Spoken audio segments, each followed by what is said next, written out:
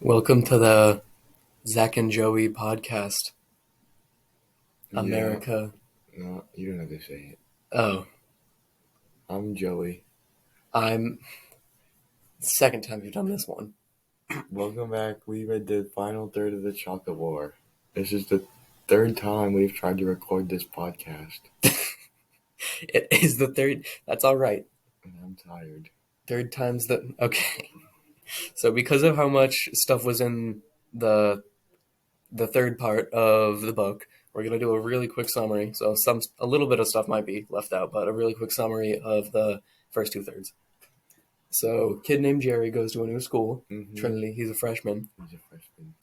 and the school has a We have to tradition. start from the very beginning. What? We have to start from the very beginning. Yeah. So there's this thing that you gotta sell chocolates for a fundraiser, and it's optional, but everyone does it. And then Jerry's like, I don't want to do it.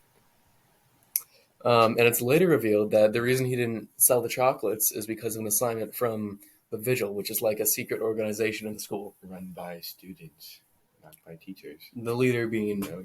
Archie, who's the antagonist, And the best character in the story. and Shore, Zack's favorite character.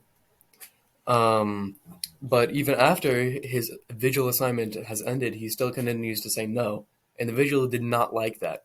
And because he kept saying no, a lot of students realized that they don't really want to sell chocolates. Yeah, it's an optional thing, so and they're lazy. yeah, why should they do it?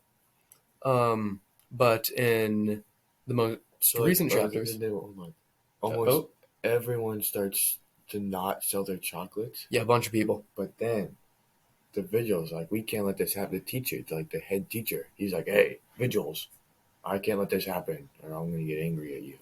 I'm like, oh no. So then they start to sell like triple the amount of chocolates, making up for everyone else. And now, Jerry has started to get like pretty much bullied because he isn't the only one selling chocolates in most in the newest chapters. Or he gets like beat up and stuff by this kid named Meal.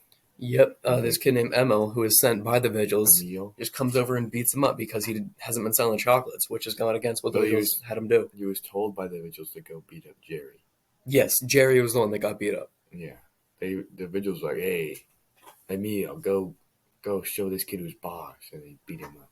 And then that comes to the most recent event, the finale. The finale. Jerry's invited to like a boxing match between him and Emil. Yeah.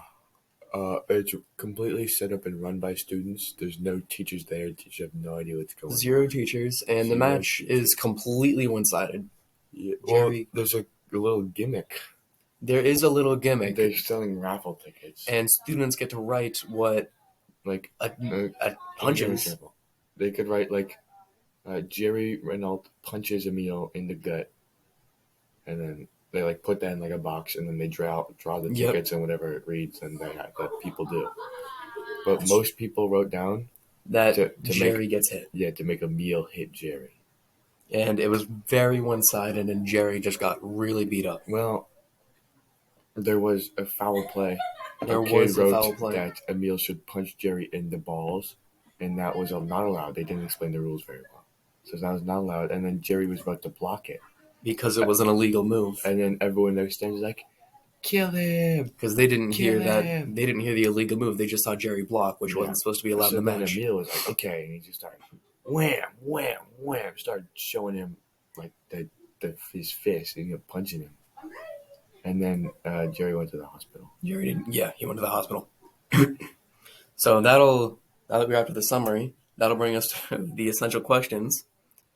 First one, how was the struggle against culture resolved? Well, for Jerry, it was not very resolved. Right? No, he lost his struggle against culture, you could say. But for Archie, it was. Archie's not only the antagonist, because like half the chapters are from his point of view. He's also kind of, just a second main character.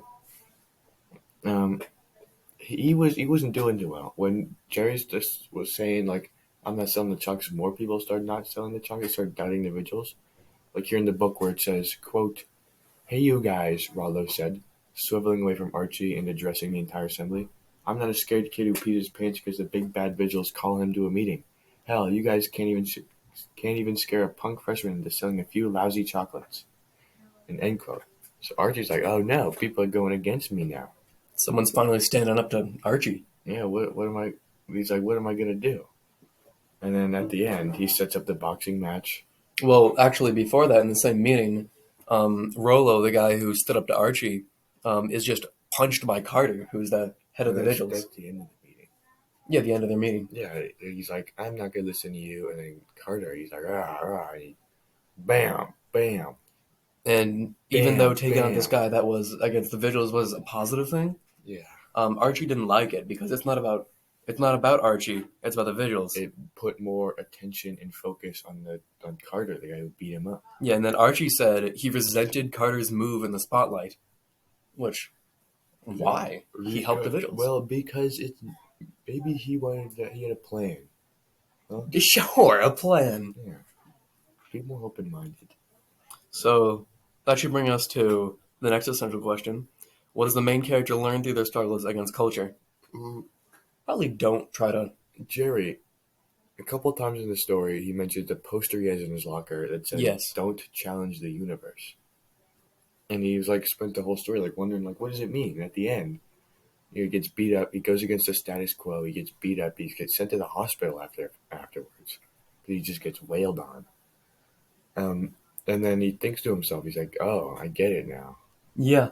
When he's on the ground of the football field, which is where the boxing match was held, and his friend Goober comes over to him, he can't talk because his jaw's broken, but he thinks to Goober, don't disturb the universe, which is what the poster says, which he finally realizes what it means now, is that don't, I guess, try and change things because maybe it won't go well, Yep, which is probably what he learned, I guess. that's what I always say.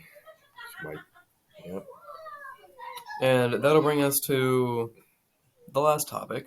How does this book speak to today's teenagers, despite when it was written? I think that we could both agree that it doesn't really.